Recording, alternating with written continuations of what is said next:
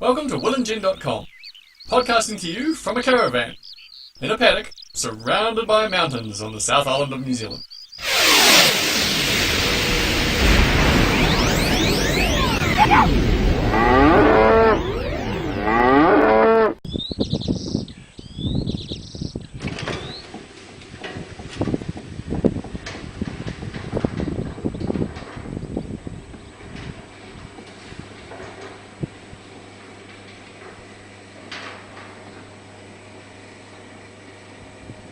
Well, hello everyone! Welcome to willnjen's podcast number 43, our fourth video podcast. I'll step out of the garage because it's all a bit echoey in there, but as you can see, the garage is pretty much finished. The only things that are left to be done are what's called the scribing, which is the sort of the corners and things like that. But the garage doors are installed, the garage is lined, the ceiling is up in the garage. We've got a gypboard ceiling, so a plasterboard ceiling in there, and ply walls. There's a little bit of the ceiling needs to get gyp stopped, and basically smoothed out and then painted, and there needs to be a bit of trim stuck around the ply and things like that. But pretty much the garage is done, and the house is flying along as well. So this is going to be a whistle-stop tour of both the garage and the house. Let's go and have a look at the back of the house. Here we are at the back of the house, and as you can see, this part of the back of the house at least is all finished with the cedar cladding stuck on it. Again, there's the corner to be done and things like that. Further along the back of the house is still to be done, but this is all happening really quickly because now we've got, up until now we've pretty much had two builders all the time, but now we've got three builders and a builder's labourer, and Craig comes, who's the boss builder, so there's four builders, and so pretty much when we've got twice the number of builders, and work gets done probably twice as fast. So by the end of next week, I would say, in a week, in sort of 5 or 6 days from now, we should be into a situation where most of the outside of the house has been finished. There'll be the little corner bits to do and a little bit of fiddly stuff, but then the boys will move inside and start doing putting up the plasterboard and stuff like that. We're putting insulation in first, but it's pretty fast and speedy progress, which we're really happy about. Now there's something a little bit freaky that's happened here, and I'll show you if you come and zoom in a little bit over here. Now, these weatherboards are cedar, and they were milled from a tree in Canada somewhere.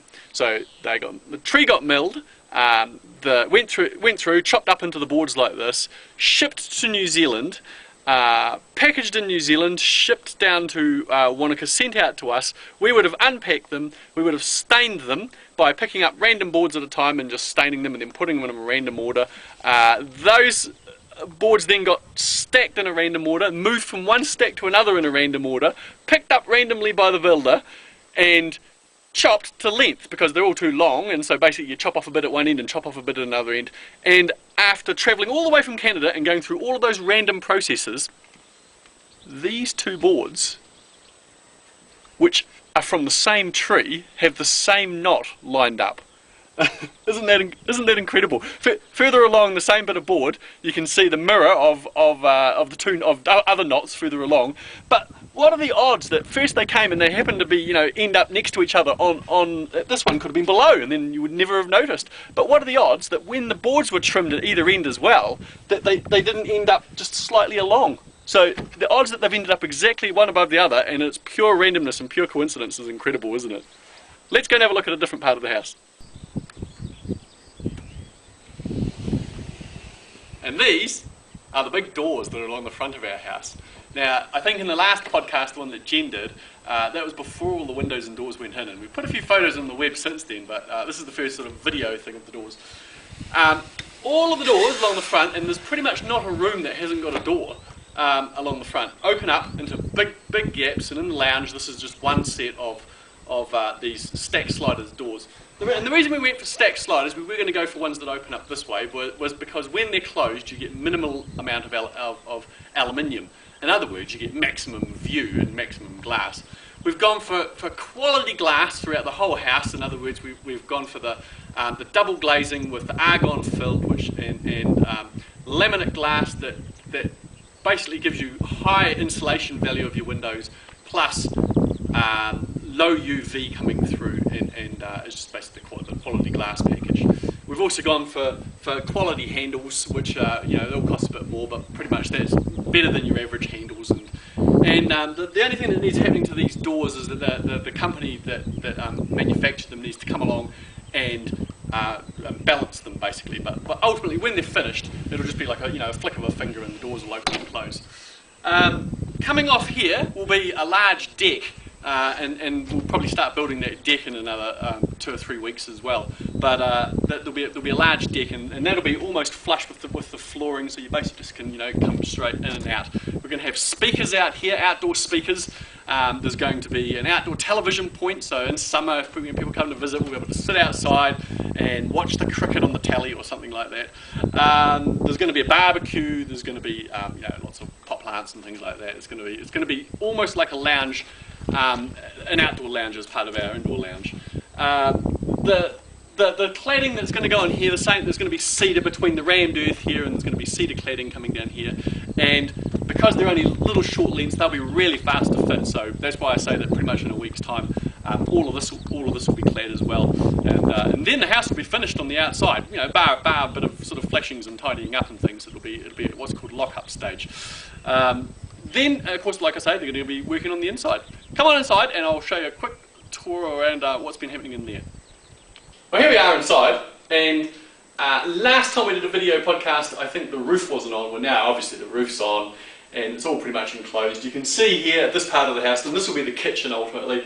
This is where they've got up to with the weatherboards on the outside. So they've still got the top bit to do. But inside, all the wiring and all the plumbing has been done. I did most of the wiring under the supervision of the electrician, and the plumber came. He put the gas in for the kitchen. All the drains are in and things like that. And so pretty much it's ready for the insulation to go in, and then the lighting to go on the plasterboard. In the last couple of weeks, we've done things like we've finalised the order for the kitchen. We're going to have a beautiful granite bench top. With nice big crystals of granite as well, so it's going to be an interesting bench top. And that's going to run all the way along here, and there's going to be big cupboards in here with pantry and things like that. We also took delivery of all of our appliances that we'd ordered a while ago. That's the energy efficient Bosch dishwasher, and the fridge, and the cook and oven and all that sort of stuff. Lots of stuff. So pretty much that's all for this podcast. You've had a quick tour around the place, but I'll leave you with a view. I think we'll go out into the paddock and take a quick look back at the house, and I'll leave you with that. Okay, thanks for tuning in, and we'll see you in the next podcast. Bye bye.